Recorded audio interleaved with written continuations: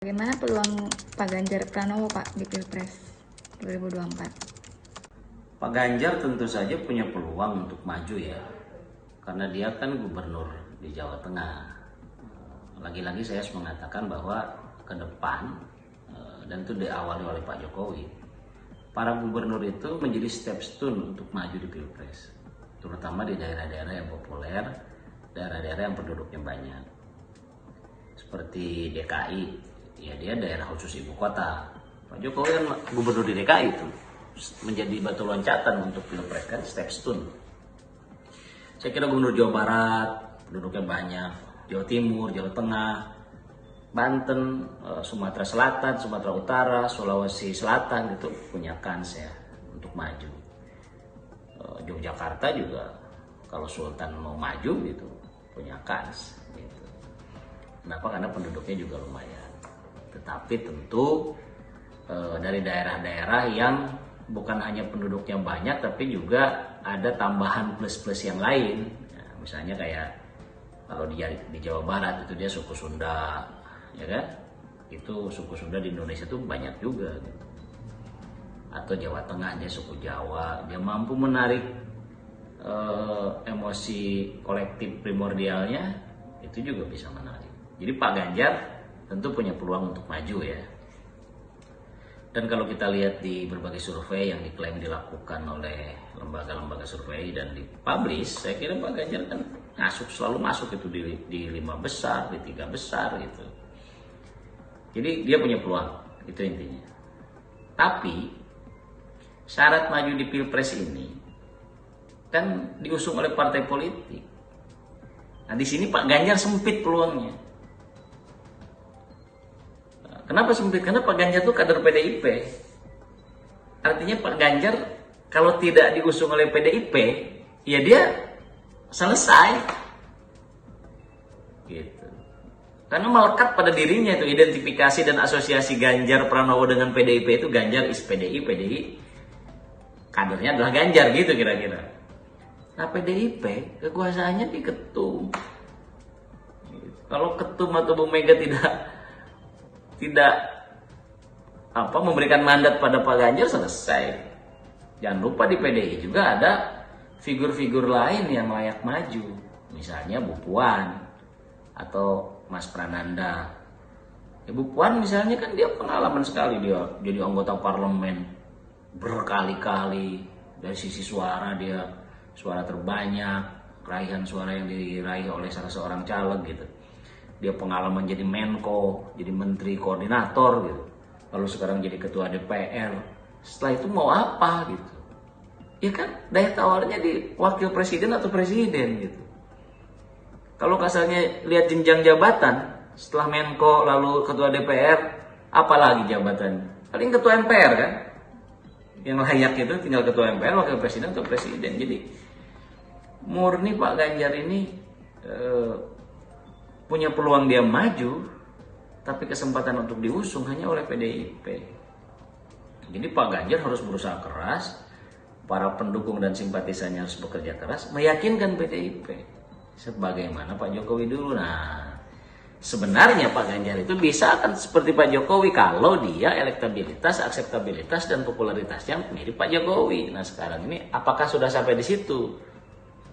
Saya melihatnya belum. Kenapa? Karena Pak Ganjar gubernurnya di Jawa Tengah, bukan gubernur di Jakarta. Ya. Jawa Tengah, Jawa Timur ya tetap aja sebutnya daerah gitu. Ya kan? Beda dengan DKI. DKI itu gubernur daerah khusus ya, gubernur kepala daerah tapi khusus dia ibu kota. Gitu. Jadi pertama-tama persoalan Pak Ganjar itu di situ. Pak Ganjar diusung parpol, oh dia punya peluang besar. Cari koalisi dengan kelompok ideologis Islam tradisionalis misalnya, gitu. Atau dengan kelompok nasionalis pragmatis misalnya, Golkar dan anak cucunya, gitu. Berkoalisi bersama dengan PDIP itu lumayan juga suaranya. Itu yang pertama. Yang kedua, tentu saja Pak Ganjar harus meningkatkan elektabilitasnya. Kalau elektabilitasnya konstan di bawah 15-20 itu belum jadi daya tarik. Kenapa? Karena PDIP sendiri sebagai partai politik konsisten atau konstan elektabilitasnya 20 ke atas, 18 ke atas, 19 ke atas. Jadi ya irisan suaranya itu terlalu sama gitu.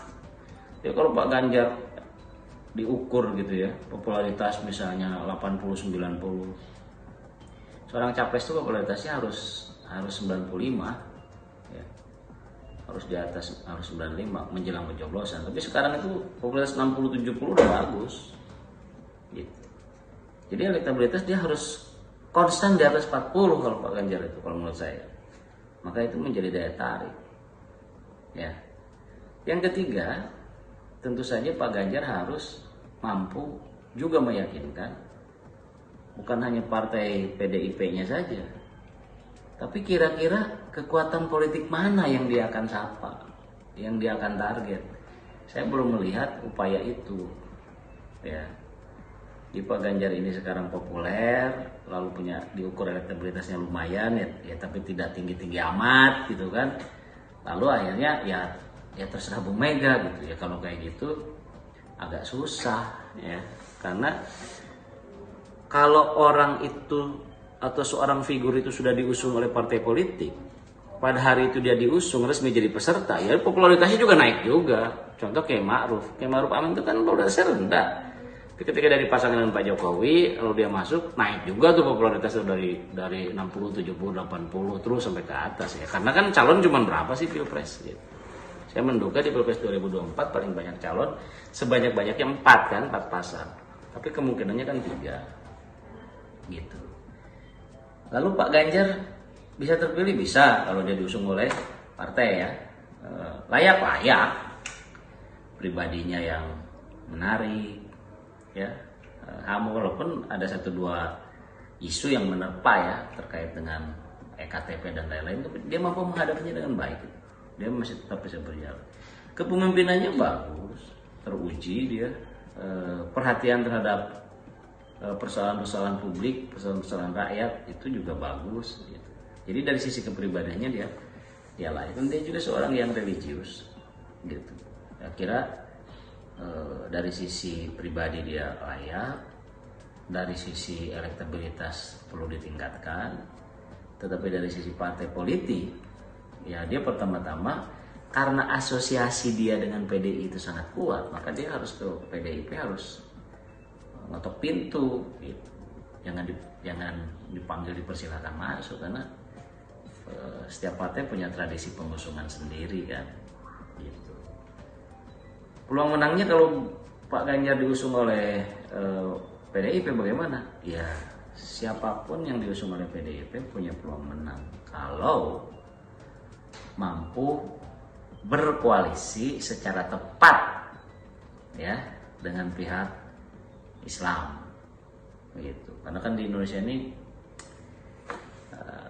walaupun kita ini menganut paham bukan negara agama, tapi dalam politik unsur-unsur kayak gitu tidak bisa diabaikan.